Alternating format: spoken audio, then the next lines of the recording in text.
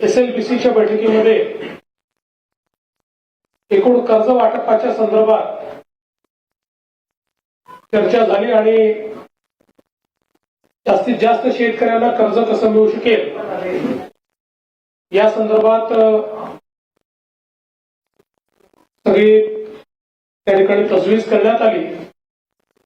विशेषतः असं लक्षात आलं की साधारणपणे आपल्या ज्या जिल्हा सहकारी बँका आहेत आणि ग्रामीण बँक या मिळून 67% शेतकऱ्यांना कर्ज दिलं जातं आणि राष्ट्रीयकृत बँका या 26% शेतकऱ्यांना फक्त कर्ज देतात।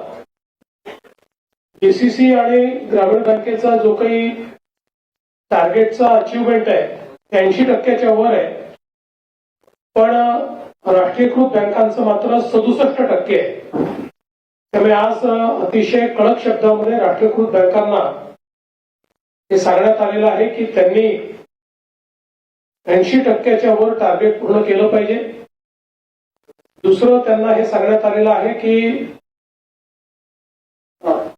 सिबिल ही मागणी कुठल्याही बँकेने करू नये।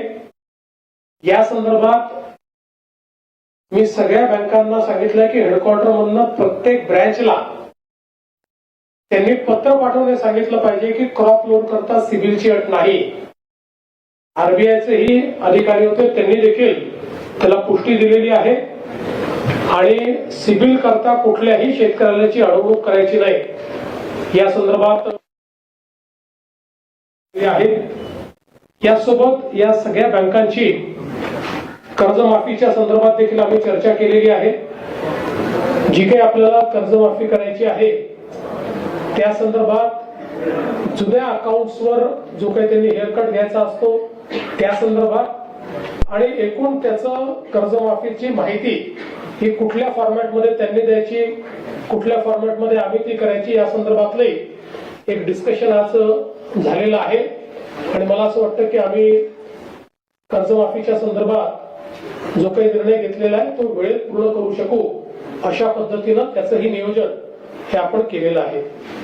आपल्याला कल्पना आहे की महाराष्ट्रामध्ये विशेषतः सगळ्यात मोठा हंगाम हा खरीपाचा असतो, त्यानंतर रबी आणि मग उन्हाळी पीक लोक घेतात। साधारणपणे खरीपाचं क्षेत्र जे आहे ते 152 लाख हेक्टरचं क्षेत्र आहे आणि याच्यामध्ये साधारणपणे सगळ्यात मोठं क्षेत्र हे सोयाबीन आणि कापूस जवळपास 88 लाख हेक्टर त्या ठिकाणी असतं आणि बाकी मग इतर पिकं आहेत। ऊसही आपल्याकडे मोठ्या प्रमाणात आपण घेतो। आता जो काही यावर्षीचा खरीप हंगाम आहे याच्यामध्ये एक मोठं संकट जे आहे ते अल निनोचं संकट आहे। आज हवामान खात्याने जी काही त्या ठिकाणी मांडणी केली आहे त्याच्यामध्ये जे काही लॉंग टर्म ऍव्हरेज आहे पावसाचं तेच 88% असेल असा अंदाज त्यांनी वर्तवलाय। पण हे 88% असलं तरी वेगवेगळ्या भागात वेगवेगळ्या पद्धतीचं ते असेल आणि विशेषतः पश्चिम विदर्भ आणि मराठवाडा आणि उत्तर महाराष्ट्राचा काही भाग यामध्ये त्याची तीव्रता अधिक जास्त असण्याची शक्यता आहे। त्या दृष्टीनं आजच्या खरीप हंगामाच्या बैठकीमध्ये आपल्याला हवामानाच्या अंदाजाच्या अनुसार प्लॅनिंग कसं करता येईल हा प्रयत्न आपण केलाय।